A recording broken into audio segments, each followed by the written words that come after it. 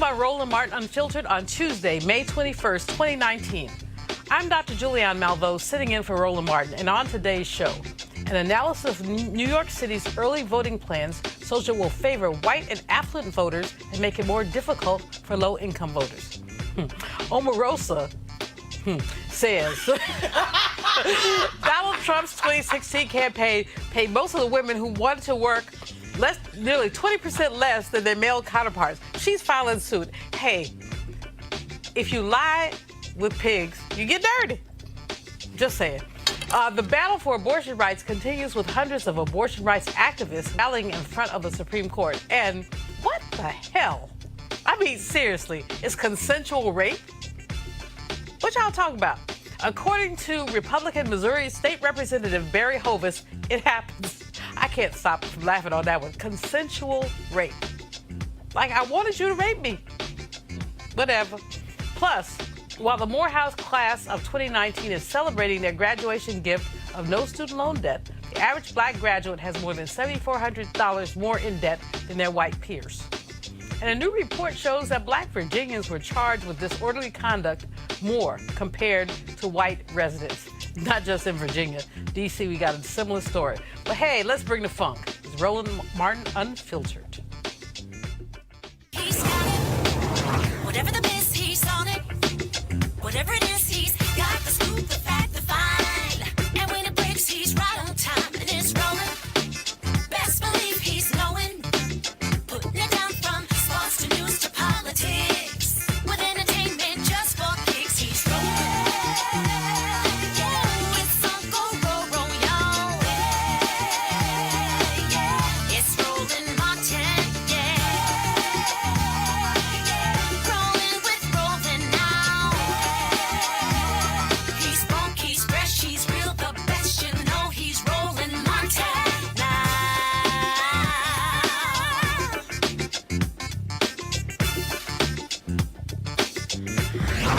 Martin.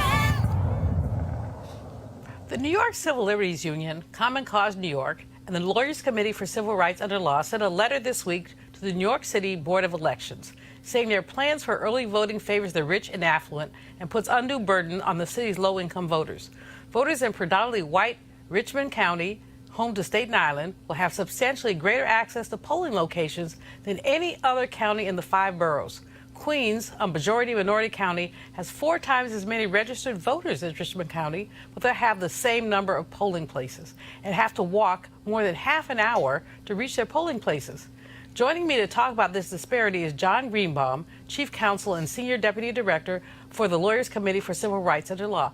Welcome to Roland Martin Unfiltered, John.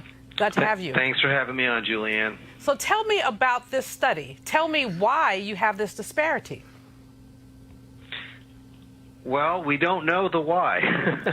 Okay. But one of the things that we wanted to do when we first heard about the fact, first of all, there are not enough early voting sites.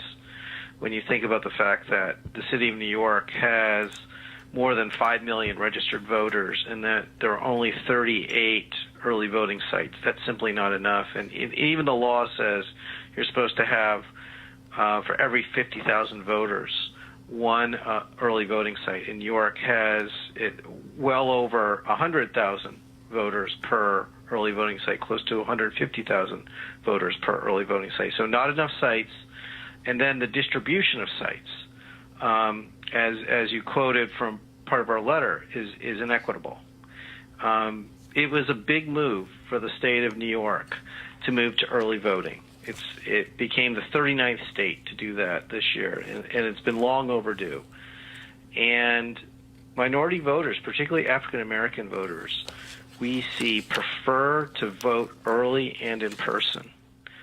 We did a study a number of years ago in Cleveland in the 2008 presidential election, and black voters voted early at a rate of 26 times that of white voters in Cuyahoga County, where Cleveland is, in the 2008 presidential election. So there are problems with this plan that the New York City Board of Elections has trotted out, and there's time to fix it. And so we want them to fix it in time for the elections this fall. So give me a timeline. They've said that they've set up these polling places. They didn't even release them. They read them, counting on journalists to transcribe them as opposed to releasing a list. But when can this be changed? Who gets to change it? Is it Mayor de Blasio? Is it someone else? How does this get fixed? Well, in the first instance, again, it's the New York City Board of Elections that can fix this. There's time to do it. There's still months left before the election this fall, and it's their job to fix it. And we've raised these issues with them. We've asked them for information, sort of to provide backup, and also to give them an opportunity to add more sites and to allocate the sites in a way that's fair and equitable. How much power do y'all have in this? I mean, you said you've asked the question, but who enforces? Well, it starts with the New York City Board of Elections, and if they don't remediate it, we have options available to us, including litigation. And that's something that we would definitely consider if what the board does in the end is not gonna give voters what they need. So the early voting for the primary in New York is when? It's going to be this fall. Okay, so this is challenging. You have 3 or 4 months. What you gonna do? Well, this can be done. I mean, we're going to give the board the first shot at fixing this. We've raised these issues, and of course, we're not the only ones that have raised these issues, but we formalized it in a letter. We provided some details. We're willing to work with them, and we'll see what the reaction is. And as I said, if the reaction is something less than what voters need, then we'll look at other options, including litigation. And we are certainly not afraid to sue the New York Board of Elections. We've done it before. Okay, John Greenbaum, thank you so much for being with us. We appreciate that. We appreciate your work. And joining me now on our panel is Cleo Monago. He is a social political analyst and activist. We have Malik Abdul, Vice President of the Black Conservative Confederation. Okay, and we have Kelly Bethea, communications strategist. Okay, I'm not trying to give him shade, but I always give him shade. What can I say? So, Cleo, you heard about this. This is a pattern. It's consistent with what's been happening with voter suppression at some level. What do you say? I'm glad Mr. Greenbaum and his team are going to address it, but the question I have is, why was it broke? I think it's important to unpack these situations that, particularly in this day and age, do not seem to be coincidences. What happened? Why are we playing catch up when there's been an issue like this that's been a problem for some time? So I want to know what broke it and what occurred, because you cannot fix something on a permanent basis if you don't realize what led to it in the first place. It can default back into the same situation. So Exactly. that's my concern. Malik, your people are the ones who are doing this voter suppression. Your people. What happened? What city did this happen in again? It did happen, but I'm just saying, your people have been consistently. Let me have your thought. Let me not diss you. Let me just have your thought. And y'all's people, New York City, the bastion of liberalism, this is something that is happening in New York City. Just as I said, whether it's happening in a conservative state or in this case, New York City, you know, these things shouldn't happen. You know, what the guy was, the previous... John Greenbaum, John yes. Greenbaum, yes. What he was talking about as far as just the availability of polling places and things like that, you know, these things should be bipartisan. There should be, you know, no political leanings when we're talking about people having access. But it's beyond bipartisan. It also should be absent of class. I mean, this absolutely. is clearly, I mean, Yeah. Staten Island, Queens, white people, Manhattan, Bronx, black people, brown people. So when you have the same number of polling places in a place where you have fewer people than this other place, you're trying to say, I'm gonna make it easier for you and more difficult for you. Yeah, it's hard to say that there's any equity in that. You know, it's hard to even defend it, you know, at all. So I commend you for not defending it. Kelly. No, I agree with my panelists here. When Greenbaum mentioned, or answered rather, why things are the way they are, and he's like, we don't know why. I think we know why. Yeah. I mean, it's We don't pretty know. clear. We why. always know why. We always know why. And I just wish that, I understand that he's leading the effort and is commendable, absolutely. But at the same time, I wish somebody of a lighter hue would just, admit that it's because of systemic racism, because that's what it is. Well, it's race and class in this case. Both. It is definitely both. But in terms of this particular city, like, the class and the race is almost synonymous with each other given the demographics and where people live. So, And how much money. And how much. Who makes what money? Right. Yeah. And So who pulls what political strings? yeah, I just wish that he would just say, hey, it's traces of, some systemic racist crap that we've been dealing with Right. for 400 years. And like I said earlier, that he won't articulate it creates the environment where it could happen again because Exactly. no one's being concrete Exactly. about this is the problem right here that we must remedy and prevent so this won't happen again. Oh, I don't know. Well, I don't know, Lisa. I don't know outcomes. Right. You always got it. Now, I'm going to try not to crack up as I read this prompter copy. The Trump campaign paid women, employees, You know what? nearly 20% less than their male counterparts. I'm trying to be Roland and just like, this is some funny spit. I said spit, y'all. I didn't curse on the air. According to a court filing this week, the filing is part of a federal lawsuit by Alva Johnson, a black woman who worked on Trump's campaign, claims that he kissed her without consent. Well, since he grabs. Kissing is like minimal. At a campaign rally in August of 2016. Okay. Johnson is alleging gender and race discrimination in her lawsuit. Omarosa Manigault Newman, who worked on Trump's campaign as director of African American outreach, has submitted a declaration in Johnson's case backing her effort. Okay, did I do okay with that? You did as best as you could. I commend you. Cleo, my brother, help me out with this. Well, I might get on your nerves when I say that I'm not one of these Omarosa haters.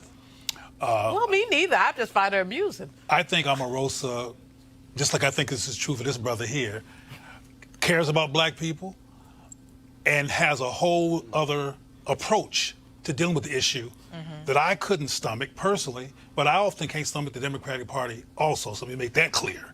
But I think that these people were trying to do what they thought was going to be helpful to black people inside of that place and learn the hard way that it wasn't going to work. So now they're trying to sue where they see inequity.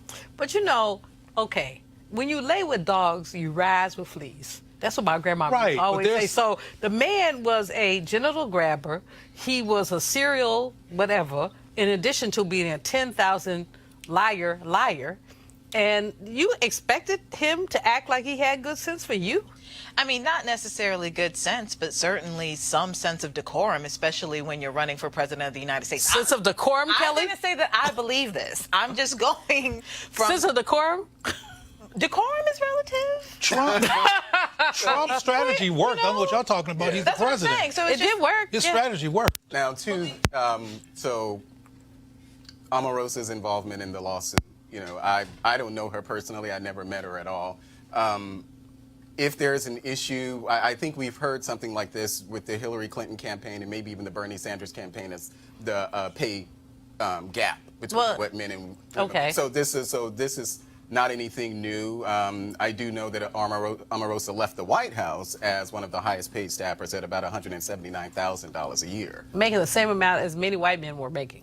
All Because of that the was white- like what, yeah. John Bolton, Sarah Sanders, Hope. Because that's the cap salary there. Yes, Especially we're for- talking about before Yeah, we're he talking- Yeah, before- got in. She was before. she Yeah. was making, I think she said $7,000 a month, and there was a white guy who was making $11,000 a month. and Yeah, so that was so- the gap. But He I don't said- think that I don't know if that that may be true. But these type of things, as far as pay gaps on campaigns, this is not a new story. No. So No. So your point is that Trump ain't the only bad guy, right? Oh yeah, if he's a bad guy at all, because I think the Hillary Well, Clinton he's a bad campaign, guy. they explained. Wait a minute, if he's a bad guy the, at all. Well, no, you're absolutely. Pay discrimination is not has no partisan face.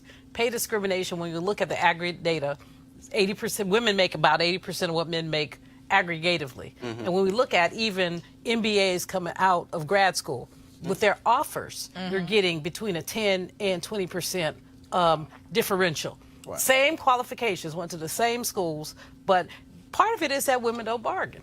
Men get an offer, they say, is that all? They say, give me more. And if they really want, women say, oh, I'm going to Disneyland. Get happy. Well, I'm not sure that analysis is relevant to most black men or a lot of black men. This is coming from interviews and experience. Some black men are very glad to be there in corporate whatever and get ulcers and all kinds of stuff from tolerating the racist BS, including not getting raises and not getting like all the black people work at CNN, for example, they still sweeping. You know, they have never made it to the top of the Caucasian News Network, CNN. The Caucasian News Network. You know, I don't know if it's anyway, I think I made my point. I think you made your point. And I think you're absolutely right. I think that people who think they have power feel like they have power to negotiate. That would be basically white men. I think that white women, black men, other people of color do not necessarily feel that they have the power to negotiate. They just happen to be there. And so you get an offer, so they long take it. for us to get there. Right. You know, you have to fight, and you basically have to negotiate just to get to the table. And then once you actually get to the table and get the contract or whatever, I mean, there could be like a level of mental exhaustion there. You know, just That's a really good point. you know, like I've been in plenty of situations where it's like you have to fight just to be heard, and then you finally get heard and they agree with you, and you have the opportunity to bargain and negotiate and stuff, but it's like the adrenaline's gone. And I will say it would have been great, and of course, you know, you can't turn back time, but it would have been great to hear Omarosa as she was going around the country campaigning about the greatness of Donald Trump to talk about those things. Can I roll my neck, please? Well, that wouldn't work. That would have been that would have created a schism. I mean, don't she think couldn't that have would made it work. to the White House But if she said but that. that's my point. But I want to say, from my observation, that I think, since we keep talking about gender and power and audacity, I think that there's And caucasity. Caucasity. well, caucasity, if you will. I think there's more white women who are willing to bargain than black men. Well, of course. I think you're probably right. I remember, you know, I'm old, so I remember back in the day there was a cover of Black Enterprise in the 80s. It had a white woman and a black man arm wrestling. And my point was, where the black woman? Probably laying on the ground somewhere because she wasn't even being considered. And when you look at wages, white men at the top, white women, black men, almost equivalent, and then black women at the bottom. So white women are the mothers, daughters, sisters, and wives Right. of the white men who are in charge. Exactly. And they therefore are empowered. African American men, when they're able to make that testosterone connection, when they're able, which is not always, are able to do something, but many are not. Yeah, sometimes testosterone is interrupted by social castration. Ooh, Cleo Monago, I'm not fooling with you today. I'm not fooling. He throws it down. We're gonna move on. At castration, I don't know. I've been doing this research on lynching, so you got me there. Abortion rights activists, including Democrats who want the party presidential nomination in 2020, rallied at the Supreme Court on Tuesday to protest new restrictions on abortion passed by Republican-dominated legislatures in 8 states. Alabama passed an outright ban last week, including for pregnancies resulting from rape or incest, unless a woman's life is in danger. Other states, including Ohio and Georgia, have banned abortions absent a medical emergency after 6 weeks of pregnancy or after the fetus's heartbeat can be determined, which may happen even before a woman realizes she is pregnant. And Democratic Louisiana Governor John Edwards has signaled his support for an anti-abortion bill that will ban the procedure after 6 weeks. Here's what some of the folks at the rally had to say. This is a day in America where we must understand there can be no neutrality. Do you stand with freedom or do you stand with tyranny? Do you stand with self-determination or do you stand with the kind of laws that take away liberty, that take away freedom, that take away your own economic choices? This is an assault on the ideals of our nation.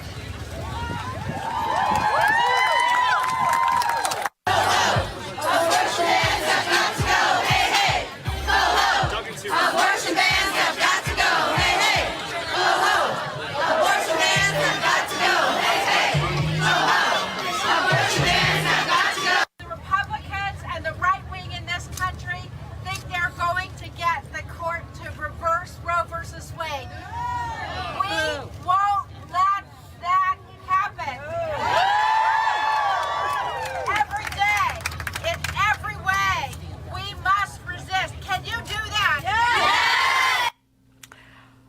Well, so there was a rally, a lot of energy, but and most Americans believe that women have a right to choose.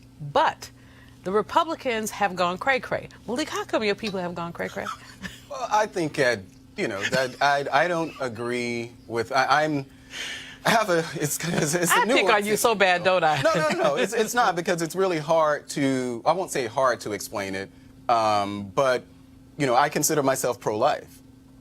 But then I ask myself, if my daughter, my 12-year-old daughter, if she was raped, yes, and forced to bear that child, how would I feel about that? I don't know. I don't have kids. So even though I do acknowledge and I accept being pro-life, I'm the same way, but I'm the same way on the death penalty, though. I don't agree with the death penalty. But, it's the wrong brother do the wrong thing. Well, no, I just don't agree with the death penalty overall. Well, see, the hypocrisy partially is that if you are so, not you personally, but when people say they're pro-life, but they agree with the death penalty, so what life are you pro? And then furthermore, when a child is born, so you love this fetus, but you don't love the child. Right. And it's hard for me to say, when, there's a lot of debates going on as far as when is, the heartbeat begins and things like that, but it's hard for me, just in my pro-life stance, to accept the notion that when I meet a woman, and she just found out she was pregnant or something, or, a member of my family, that they don't have an actual child. They're not with child at that point.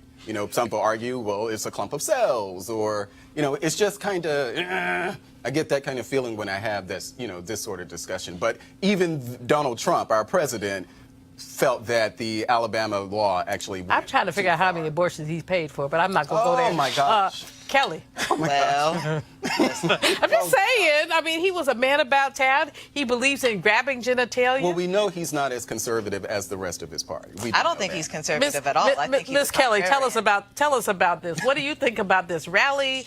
These states that have passed these laws, which are not going to, basically not going to have scrutiny, what they're going to do is they're trying to move to the Supreme Court. Right. What's your thought?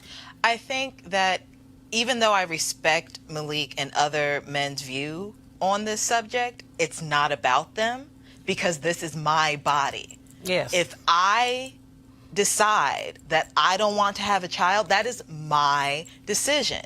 And yes, it takes two to create a kid. Yes, you had some contribution there. But I was telling a friend this earlier this weekend. I said, think of me as a house, and all you did was give me a crayon for an art project. Ooh. But you want my art project, even though I don't want my art project, and it's in my house. You're telling me I can't throw out my stuff in my house because you gave me a crayon. Ooh, Cleo.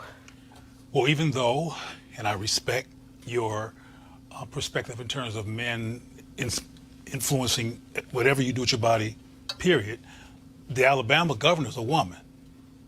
And that makes it even dicier. And she is a woman who, from my perspective, is pro-life in terms of all life that's white. Well, she's pro-life, but not pro-health. Right. Medicare, pro-food. Right. But she is pro, from my perspective, the survival of the white race.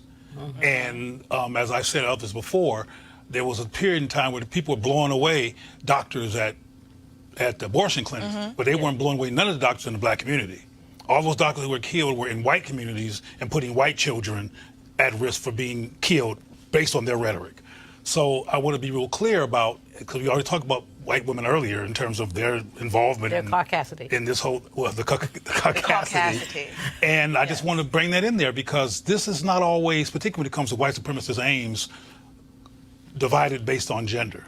Right. It's divided based on race, and it's divided based on race survival, and the reason that they're supportive of abortion, not supportive of abortion, and some of them have killed abortion doctors because they feel like they were interfering with the reproduction of white folks. No, and I definitely agree with that. I definitely feel like it's a combination of both race and gender, especially in Alabama, given the fact that the governor is a woman. But at the same time, it's one of those situations where if this if this law actually does come to pass, like it's actually going to be enforced. I don't think it's going to be enforced. I think this is very academic conversation because it can't go anywhere because right now it's unconstitutional. But let's just say it does work. It's not going to benefit the white race because who is actually going to be getting them?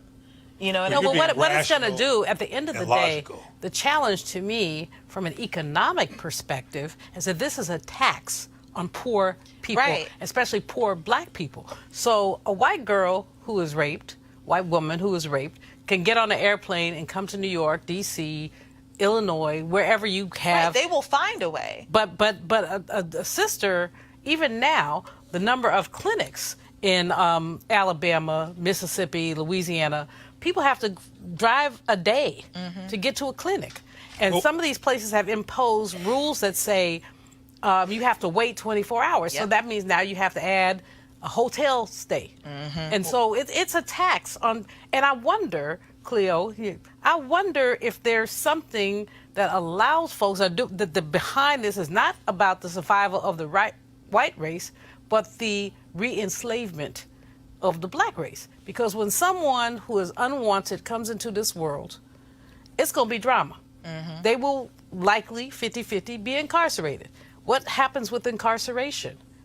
You basically end up with a unpaid labor force allowed to make. It's just my crazy brain working. But you tell me. Well, no, I think your crazy brain sometimes works like my crazy brain. I think your crazy brain is brilliant, personally. But anyway, white supremacy aims, the myth of it, it's not a perfect science.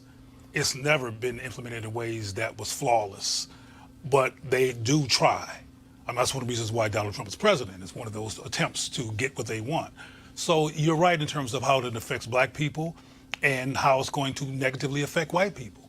But as we already know, there's some people who are so broke they couldn't afford their front teeth who voted for Donald Trump and who still support Donald Trump because it goes back again. As a matter of fact, I saw an article recently that mentioned that there was people in that crew who preferred status over money.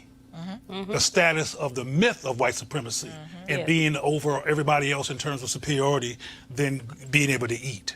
That fractured ego issue is very, very significant here. There's a book out now called Dying from Whiteness, where it's white folks who would prefer to die than have us have health insurance. Well, I just want to say that there are a lot of poor people with no teeth in their mouth who vote Democrat and have been doing so for years. So just wanted to make that clarification. That was a very specious point. Well, I'm just saying, It because is. if we're talking about It is. specific policies, then we can look at the policies in many of our cities, many of our inner cities, where there's poverty, poor education, crime, But let's and not- all of these things, and they But continue to vote Democrat. Let's So not it's miss, not. let's not miss the point that's being diverted. No, I No, get but that he's going to point. miss the point because he misses point. Kelly. That's not. Kelly. I mean, I think I pretty much made my point earlier. Because, again, one, it's an academic conversation because I don't think that it's actually going to be enforced the way it wants to be enforced before it hits the Supreme Court. Except for the fact that we got clinks in the armor. With now you got to come from Alabama, you got to come from Missouri, you got to come from all these places. Right. So really, the effort is to get it to the Supreme Court. No, absolutely. It's Right. going to get there, but Right. for It may right get now. there. It may not even And it make may it not. past the Appeals courts may say. But Right. yeah, but I do want to say that, I don't think we are ever going to find, just full agreement on the matter at all, especially with men and women. But for me personally, if something is mine, it's hard for me to accept that someone tells me that, just because, I'm the one who's carrying it, so I don't have the same level of input as to what Well, no, happens you to don't. the child. It You know what? Yeah. Yeah. Here's the bottom line, y'all. If you don't like abortion, don't have one. That's the end of the day for me. If you don't like, I don't understand why people get into other people's Kool-Aid like that. If you Because don't like they want abortion, the don't Kool-Aid have to be one. white. Dr. Malvo. Well, first of all, that I don't sounds know like about milk. that. They want That's white just Kool-Aid. weird. That's I why think they that get sounds like into people's milk, Kool-Aid. white Kool-Aid. No, I said getting into people's Kool-Aid. No, he said the Kool-Aid. said White. it sounds All right, I y'all. don't. All right, we're going to move on. We're just going to move on. So, Republican Missouri State Representative Barry Hovis used the term consensual rape when arguing in favor of a proposal that would ban abortions in the state after 8 weeks of pregnancy, even in cases of incest or rape. Later, he apologized, but you have to wonder, what was this fool thinking? Let's see the video. by having this point not start until 8 weeks.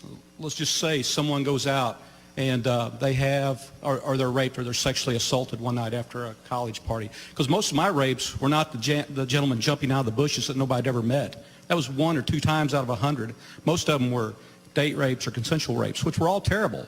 But I'd sit in court when juries would struggle with those type of situations where it was a he said, she said, and they would find the person not guilty. Unfortunate if it really happened, but I had no control over that because it was a judge or a jury making those decisions. But let's just say someone is sexually assaulted. They have 8 weeks to make a decision. I've never really studied it, but I've heard of the morning after pill, where if someone feels that they've been sexually assaulted, they could go do that. Gives them ample time in that 8 weeks to make those exclusions, which I may not be comfortable with, but it does give those people that exclusion. I have to, and I wasn't going to speak on this because honestly, as a person, I am personally pro-life. I am a black woman with lupus. I'm not even sure if I can have children. It's not a child that I don't lay eyes, and God knows I love children. And it's not a child that I lay my eyes on that I don't want. However, that doesn't mean that I get to force anyone to have a child. But let me say this right here and right now. There is no such thing as consensual rape. You go, my sister. You know what? This is like, this man is a hot monkey fool. Just a hot monkey fool. I mean, seriously, consensual rape. But did you hear the part where he said most of my rapes? My rapes, that's what got me. Flowers and rapes. Okay, Kelly, I got to start with you. This is just like cray-cray to the cray-cray. I mean, but he's not the first person to say something like this, right? There was another representative and another state legislator who said legitimate. It was Missouri. It was also Missouri. Rape. Okay, don't get raped in Missouri, y'all. You know, like, don't get raped at all, please. But like, but if, never mind. I just feel like I wish people would just leave women alone. Not gonna happen. You know, I know it's not going to happen, but I can still wish it. But you know, that this man would move his mouth and form his lips to say, most of my rapes. Most of my rapes. So he just told on his whole self. Clear?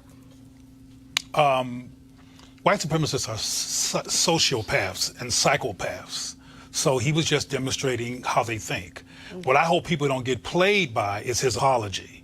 Because people apologize for CYA purposes. Y'all know what CYA means, right? Caucasians, no, I'm just kidding. It means covering your... We got it. We got it. Cover your hind parts. Cover your hind parts. CYB or HS, something. But anyway, the bottom line is that what these people say, like I think James Baldwin said, or someone said, don't watch what they do, watch what they say. Watch what they say. One of them's cliches. Bottom line is that the man expressed this, and I'm glad the sister corrected him, but he said what he felt. And there's other people who feel that way.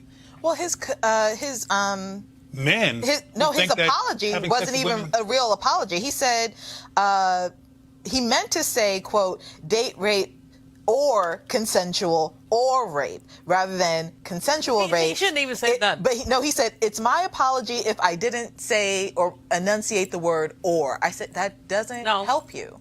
That doesn't help you at all. Malik, come on. We've been here before.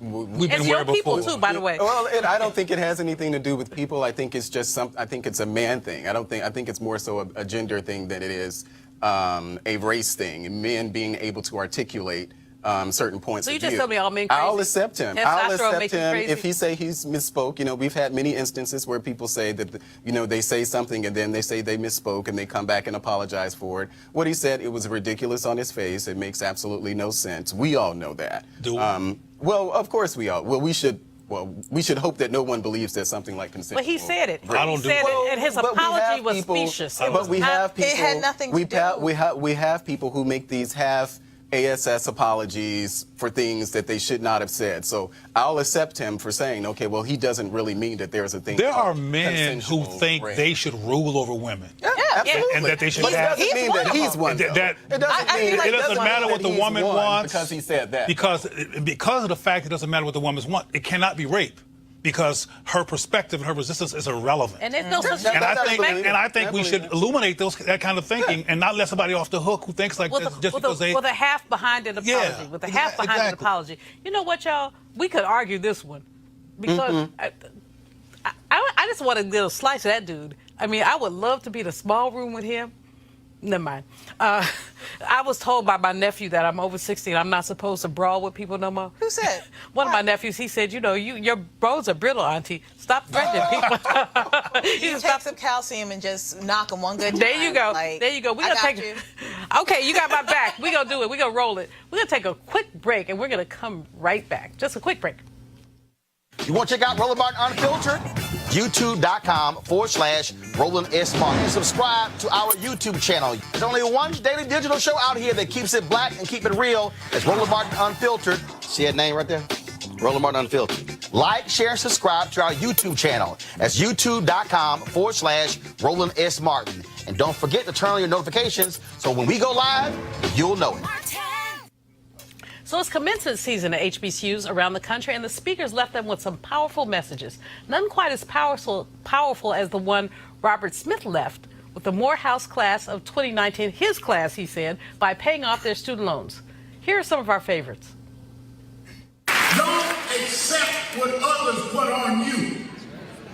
Project what is in you to be and live up to the dreams in your head about who you can be. You wouldn't have a dream if it was not possible for you to make it come true. As graduates moving ahead to the next phase of your lives, each of you can embrace values that inspire you while you pursue your own dreams. Some of you will shift to the workforce and some into graduate school, some to embark on great adventures and some to pursue entrepreneurial ambitions. In whatever comes next, you can choose to adopt a community spirit, principles of public service, and a down-home ethic of empathy for others. It is important to always remember that the world is yours, not just to inhabit, but also to shape and craft and develop and mold into a better place for yourselves. Spelman College class of 2019, as women who have made the choice to change the world, know that when you use your voice, there will be many who will try and silence you because they refuse to see you. They will try and silence you because they are in disbelief of the power within you. They will try and silence you because they are afraid of you. They will try and silence you simply because they do not value or understand you. In response, use your curiosity to seek the truth and your intellect to dissect the difficult. Use your strength to dismantle systems of oppression and your inner beauty to attract goodwill. Use your courage to battle injustice and your voices to speak truth to power. These young people are moving into their future at a time when the student loan crisis has risen to the forefront of the national conversation. Democratic presidential candidates have been placing affordable college front and center in their campaigns. Americans currently owe almost $1.6 trillion in student loan debt, more than auto loans or credit card debt. An average African-American graduate has $7,400 more in debt than their white peers, and the debt continues for years after they graduate. Joining me to talk about the issue is Dr. Lawrence Potter. He is the Chief Academic Officer and Provost at the University of the District of Columbia. Welcome, Dr. Potter. Thank you for having me, Dr. Malveaux. So you saw your commencement, and we had a wonderful time there with Dr. Maxine and Dr. Reverend Jackson, 42 times Dr. Reverend Jesse Lewis Jackson. They both gave a charge to young people, but this debt issue is an issue that isn't going to go away. What's your perspective? Well, I think we have to fully understand that, number one, African Americans are not born with intergenerational wealth. And so the very act of a Robert Smith paying off the debt for African Americans in the 21st century is not simply paying it forward, he is simply honoring the cause. If you look at most of the institutions in this country, it's quite pricey. And when you compare public versus private education, right here in the university, in the city of of the District of Columbia, there's only one public institution. And when you think about the founding of this particular district and the opportunities to access, it's very clear to me in the 21st century that if we're going to level the playing field, if equity is going to be part of the manifesto, then people are going to have to step up. And that's just what Robert Smith did. He stepped up to the plate to honor the cause. But even if a dozen Robert Smiths stepped up, that $1.6 trillion in student loan debt, they can't chip away at. What should happen from a public policy perspective to get rid of this debt? So I think that there are a couple of things. We need to really think about how we view higher education in terms of a 21st century model, right? It was not designed for us. And so when you consider the shifting demographics, when we talk about parity, higher ed for me means that we're going to have to think about multiple kinds of ways in which students have access to achieve their career ideas or their career goals. And the reality is that that doesn't always equate to a baccalaureate degree. There are credentials. We can do stackable credentials. Individuals in today's world are able to make a whole lot of meaning out of life with passion in a job. And so it's not just about being a doctor or an attorney, but it's really about rethinking higher ed and putting the offerings out there and creating opportunities for young people to be able to amass what it is that they think that they want to do. One of the things about UDC that's exciting is that it is a public institution, so students are not taking out the same kind of debt that they might take out at a Howard or a more, at our private institutions. You also have several paths to success. Talk a little bit about that. Sure. There are 3 doors of entry at the University of the District of Columbia. We have workforce development, we have our community college, which is a branch campus of the main campus, and then of course we have the traditional aged undergraduate programs that lead through a master's and a doctoral degrees. The reality is that our workforce development or lifelong learning programs are free to residents of the district. So we are subsidizing that. And those programs are continuing education units. It allows individuals to kind of off-ramp, on-ramp, to continue to better themselves in their career paths. At our 2-year college, we do a whole lot of things with respect to pathways into 4-year degrees. So an associate's in nursing, or there may be a general education degree in STEM that leads to biology or chemistry and mathematics. And then at the 4-year campus, the cost is phenomenal. Students can attend the University of the District of Columbia depending on their credit hours and where they come from, anywhere from $5,000 to $10,000 a year. So they're not as strapped with the debt.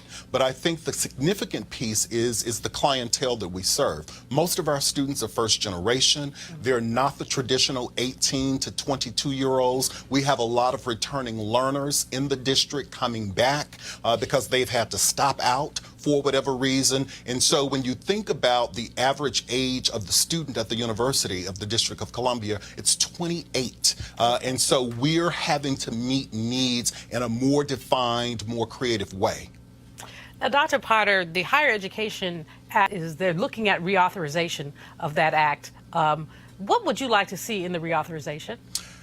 Honestly, when I think about first generation college students, I want to see an increase in Pell. And some are Pell, quite frankly, because our students have to go to school year-round. Many of them are working 2 part-time jobs or a full-time job, not just to support themselves, but their families. And the reality is that everything that we can do as a country to increase Pell, to reduce the cost, those are the kinds of things that will be significant. The Orange Man has in deference to Malik, I won't call him the orange orangutan. The orangutan lobby has asked me not to do that. But the Orange Man is trying to go up in the Pell money and use it and divert some of it. I don't want to get you on a political bandwagon, but what do you say about that? I really think that sometimes people are making decisions without information. And the reality for me is that before decisions are made, we have three branches of government. And, the executive branch can put forward what it is that they want, but the legislative branch needs to act according to how people voted for them. And so that would be kind of my balance, if you will. The idea that acting without information leads to uninformed decisions. Dr. Potter, you are so diplomatic. I love it. I'm going to bring my panel into the conversation. Cleo Monago, you posted something today on Facebook about increased graduation rates for young black men in Chicago. And this really fits into some of what Dr. Potter is talking about. Tell us a bit about the story about how young black men are graduating more frequently in Chicago than they were, let's say, a decade ago. Well, I think it's important to highlight that type of information because, as I said in my post, you won't hear it on CNN or ABC or the other channels that this is occurring. Or we hear about Chicago that people are getting shot. But there's some successful programs on the high school and college level in Chicago that are leading to disproportionate amounts of black men and women graduating to college. It's like a level. 10% gap over a 10-year period from 63 to like 75. Yeah. And what's significant or relevant to that is how these schools have implemented cultural affirmation and getting the young people to feel good about living in the body that they live in so they can be focused enough to concentrate on the cognitive information that's coming because instead of being distracted by self-doubt.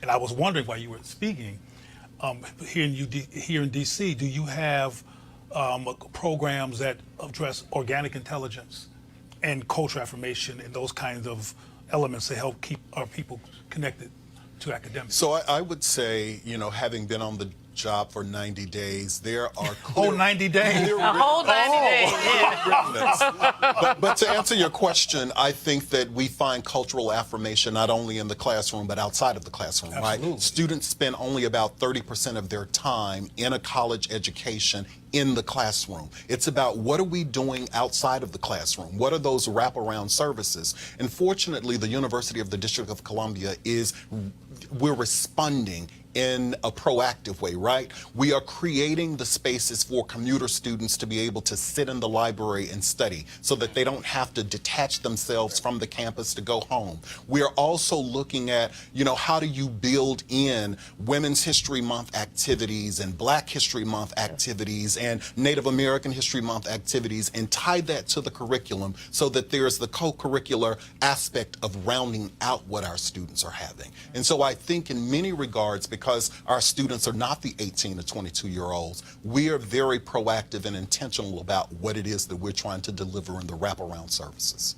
Kelly, Dr. Potter just talked about Women's History Month, and there's some real challenges that women are having in terms of matriculating in higher education, especially single moms, women who have other kinds of challenges. One of the challenges I found when I was president at Bennett is that how do you provide childcare for students? What's your perspective? You've been so passionate in talking about women's issues, so tell me your perspective on how, with all this financial aid trauma, women can matriculate and frankly thrive. I think that the approach that Dr. Potter is taking from a holistic perspective is absolutely brilliant because you have to take in consideration exactly what your students need. And if a large body of your student population is women, what do women need? You need childcare. You need access to feminine products in the restroom. You need adequate feminine products in the restroom. You need education on sexual ed. I know that with UDC, the age is a lot higher in terms of the average age, so I'm sure they know. But like just traditional schooling, some of these kids are coming in from, who knows where they didn't Young have. people, they don't like to be called kids. You're a kid. They do not like to call kids. You're a baby.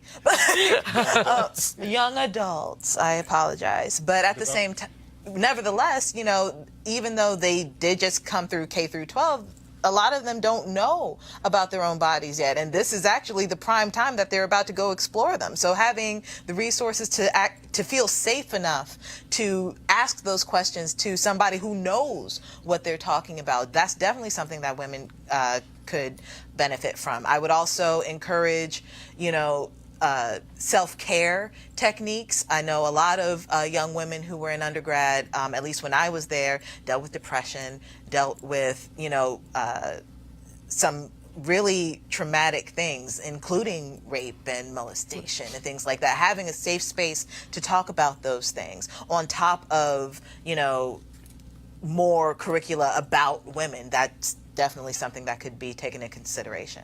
Well, one of the things UDC does, I'm a member of the UDC family through my television program, Malvo, exclamation point, because whenever you see me, there is an exclamation point. True. But in any case, one of the things that UDC does is there's a Center for Diversity and Inclusion that really does, a young sister, Trinice McNally, really has done a lot of really great work in providing those kind of services. Now, Malik, you and Dr. Potter are homeboys. Yeah. So Mississippi. Even went to college together in Alabama. Well, I have to say, just right off the bat, that we are so proud of you. Well, thank you. We are so proud of you. And the fact so Malik will behave for you. He ain't been behaving for me, but he'll behave for you. I mean, your credentials speak for themselves, but the fact that you brought that talent to the University of the District of Columbia, which happens to be the school that I actually finally received my degree from, because I'm one of those who went back later on in life. And so the steps that UDC has taken have been tremendous, and I so value you being there. So I just want to say, from Mississippi, thank you, brother. But to your point, you raised a very good point about exploring other avenues as far as just our education. In the District of Columbia here, they just have an infrastructure academy, and what that does, it trains them for a lot of the vocational. So whether you're talking about plumbing, carpentry, electric work, these are actual. I have a friend of mine, Perry, who is participating in the district's apprenticeship program. Perry's from Southeast D.C., Condon Terrace. Perry's from Southeast D.C., but this brother is making a life for himself and his family by applying, and he's actively engaged in it. He does construction, he does plumbing, but this brother is proud of the work that he does. And so if we can just get more of those type of opportunities out there, you can make a middle-class living outside of just graduating from college. And so these type of vocational trades, I think, are just used to be. Well, once upon a Dr. time. Melville, I want to mention something real quickly. You probably already know. I just met you, so I don't know how much you know, but clearly you know a whole lot. Well, I wanted the two of you to be together because I thought there was a lot of synergy. But you mentioned that there's a small element of time that people spend in school compared to their whole lives. And what I want to just underscore is that the system does not affirm culture affirmation. Right. It does not make black culture affirmation an accessible thing like Starbucks or whatever else is going on in the culture. Sometimes people discover that opportunity through a great teacher that they finally met through these opportunities. And I think it's important to give students the equipment to be able to have critical analysis outside of school as a way of life, particularly as black people in a white supremacist biased society, so they can thrive and navigate through here and still have their skin. Literally and racially. And Dr. Potter, we're gonna. Did that make any sense? Yeah. It made a lot. It made enormous sense, and I want to roll it back to have you comment both on what Cleo said and to bring us back to the student loan issue. Right. Because when you talked about Perry, I don't know how much loan debt Perry had to take, if he had to take any. So, Dr. Potter, both cultural affirmation and financial ability. How do you, as the chief academic officer at the University of the District of Columbia, put these things together? And what and what would you tell our viewers about what they must do to ensure that things can get better? So on the issue of cultural affirmation, I have to issue the disclaimer that they're not just going to get it in higher ed. It's got to start at home. Well, It's got to start at home. Not even in the K through 12. It's got to start at home. And if I didn't learn anything as a kid, I was taught you need to read, and if we couldn't afford certain kinds of privileged programs, we went to the free programs at the library because you could go there and get a book. And my grandmother would always say, if you want to hide something from a put it in a book because we don't read. But that's just not the truth. I hate that adage because I hate that adage because you know, 1836 North Carolina law, to teach a slave to read, is to incite dissatisfaction to the detriment of the general population. Absolutely. A white person who taught a black person to read could be fined up to $200 in 1836, which was a googob's worth of money. A black person could be flogged or jailed for Or teaching lynched. another black person. Or lynched. Yes, people were blinded because they learned how to read. So that, I don't know where we got that from. We probably got it clear from white people. Probably. Yeah, anyway, continue, Dr. Potter. I'm sorry. I think it's also important to understand that whatever enrichment programs that the churches are providing, that the community-based organizations are providing, public-private partnerships are absolutely essential. And you really have to pull organizations in that look like you, who think like you, to create those partnerships. Because if you are trying to fleet to the suburbs and find that, it's going to be very kind of disconnected. And so the reality for me is that it's at every developmental level of the child's experience. It's the community, it's the home, it's the school, it's the social organizations that really instill cultural affirmation. Because I don't think that you're going to get it in one setting or in a particular kind of way. The other piece that we're talking about is this debt, right? And the reality is that students are making wise choices. Families are making wise choices. If you look at the demographic shifts in the U.S. today, black and brown kids are not going to the 4-year institutions first. They're going to the 2-year institutions because it's about a question of affordability. And it's also about a question of access, right? And this notion of privilege and walking away from whatever opportunities that are laying on the table, people are not willing to sell their souls up the river anymore because of a price tag. And so I would say that we really have to get back to the real issues that are being debated by some of the Democratic candidates, not all of them, but what really makes sense for college tuition or higher education in this country. And I'm not suggesting that there is a one-size-fits-all, but we really need to begin to have the serious conversations if those at the bottom are to climb. Dr. Potter, thought-provoking. Thank you very much. We're going to move on right quick. We've talked before about how young black people are punished more often and more severely than whites. A Virginia newspaper has found that more than half of the state's disorderly conduct charges were filed against black men and women. The Daily Press and Newport News reported last week that more than 2,500 disorderly conduct charges were filed by police in Virginia last year. The numbers show that Black Virginians are charged disproportionately at higher rates than prosecutors statewide are less inclined to drop the charges against blacks than whites. There was also an ACLU report that was released this week about what happens in the District of Columbia. Black people more likely to be arrested. 99% of the people arrested for gambling were black. 76% of those with noise violations were black. And we go down the list. So, Cleo, what's up with this? We know what's up with this, but what's up with this? Well, we know what's up with this. It's the same old thing. Same smell, different flavor? Yeah, but I want to take the opportunity to say something since my mouth was moving, that I was wondering, because I think this is all relevant, if parenting could become an academic science. Because I'm inspired by saying that because you said, and pardon me for going back, but it's still all relevant to me in terms of the big picture.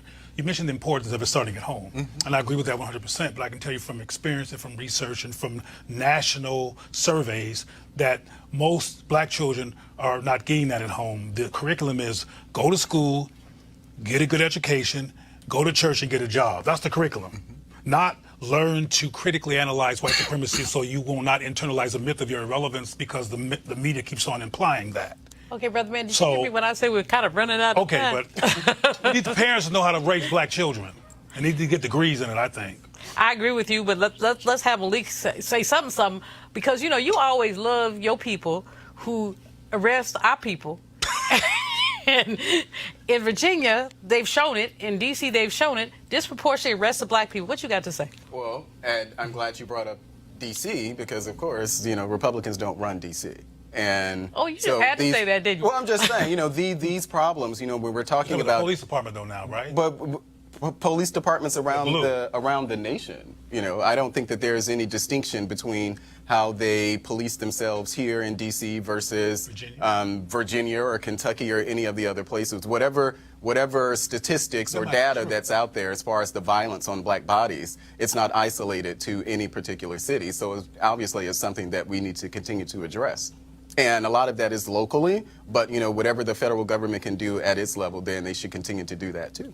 I'm not sure that under the Orange Man, the federal government is going to do anything useful about arresting disparities. But Kelly, what do you think? I think that water is wet when you talk about Virginia having, you know, an upsurge in disorderly conduct. People really forgot, I think, because you have articles like this and it feels like people forgot, Virginia was the home of the capital of the Confederacy. So why do you think that just because Northern Virginia got a lot of diversity doesn't mean the rest of that upside down triangle looking state has, doesn't have racial problems? So for me, when I heard about this, I was just like, okay, what's the solution? Exactly. What is the solution? And if you don't have a solution, then why write the article? Well, they don't have solutions. I mean, you have folks. They never have solutions. The ACLU report that was released here in D.C. I interviewed the woman who wrote the report on Monday for my show on WPFW, and it was a very thorough report. But again, very thorough report. And all I said is, okay, so now you gave me numbers to what my gut was always thinking. Right. You know what? We have run out of time. This has been so much fun. I always love messing with Malik. I really do. But that's it for this edition of Roland Martin Unfiltered. I'm Dr. Julianne Malveaux. Thanks for joining us. Roland will be back tomorrow. He's playing golf somewhere. In the meantime, don't forget to sign up for Bring the Funk Fan Club. I mean, for real. If you want to see this kind of programming continue, sign up and contribute. And enjoy your evening. Holla!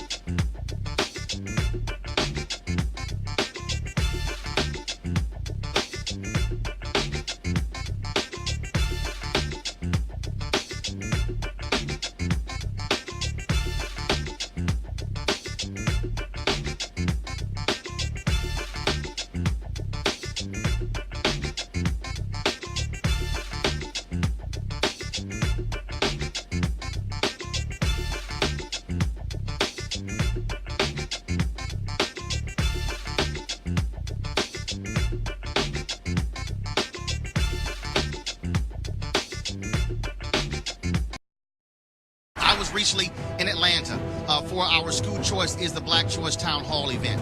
There was an elementary school in Atlanta, folks. This is a black elementary school. 5% of the school's students were reading on grade level. I'm going to repeat that. In Atlanta, 5% of the children were reading on grade level. So you then have to ask the question, what's going to happen when they're in middle school? What's going to happen when they are in high school? Will they ever be able to catch up? Will they be consigned for the entire life of being behind?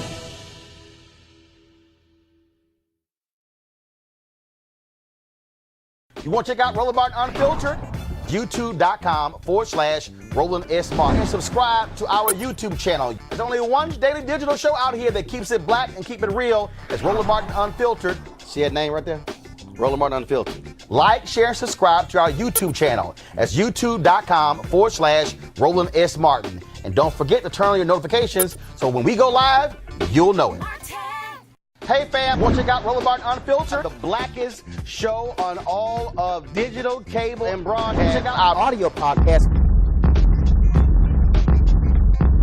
There's only one daily digital show out here that keeps it black and keep it real. It's Roland Martin Unfiltered. Press play.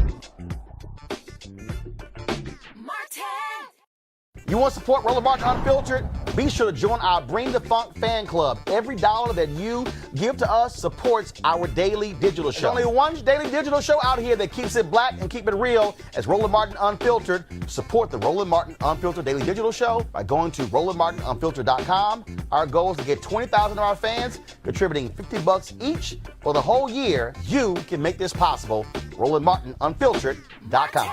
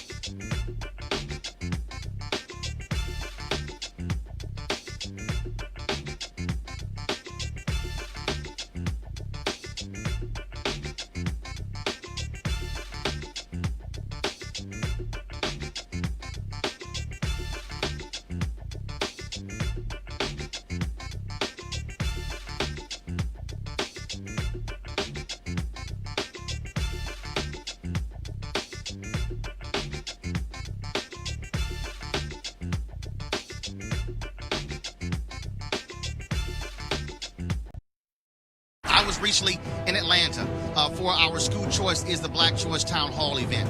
There was an elementary school in Atlanta, folks. This is a black elementary school.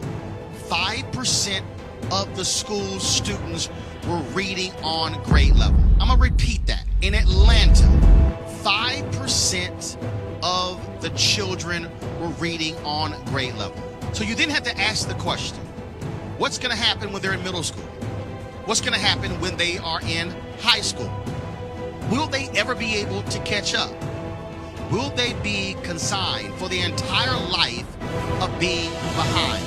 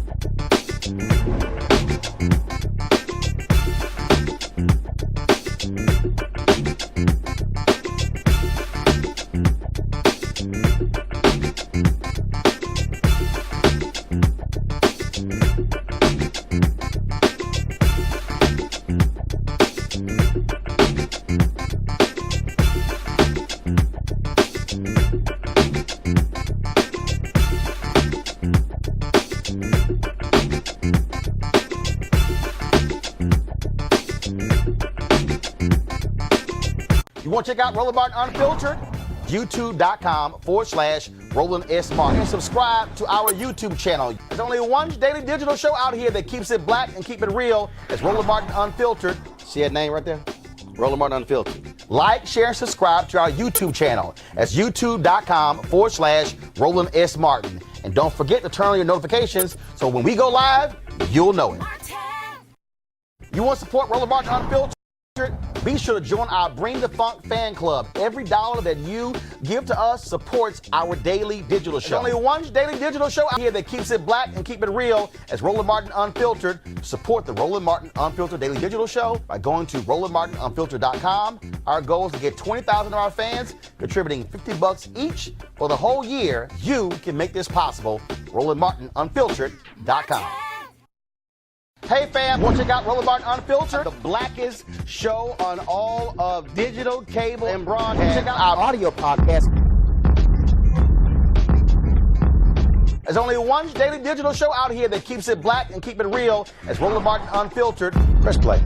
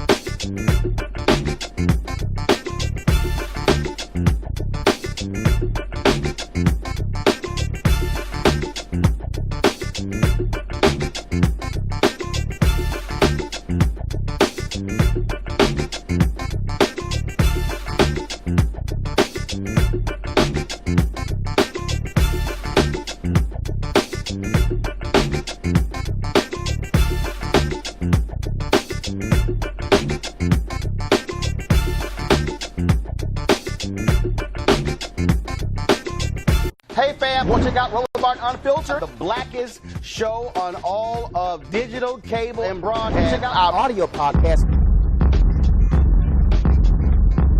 There's only one daily digital show out here that keeps it black and keep it real. It's Roland Martin Unfiltered. Press play. You want to support Roland Martin Unfiltered? Be sure to join our Bring the Funk fan club. Every dollar that you give to us supports our daily digital show. There's only one daily digital show out here that keeps it black and keep it real. It's Roland Martin Unfiltered. Support the Roland Martin Unfiltered daily digital show by going to RolandMartinUnfiltered.com. Our goal is to get 20,000 of our fans contributing $50 each for the whole year. You can make this possible. RolandMartinUnfiltered.com.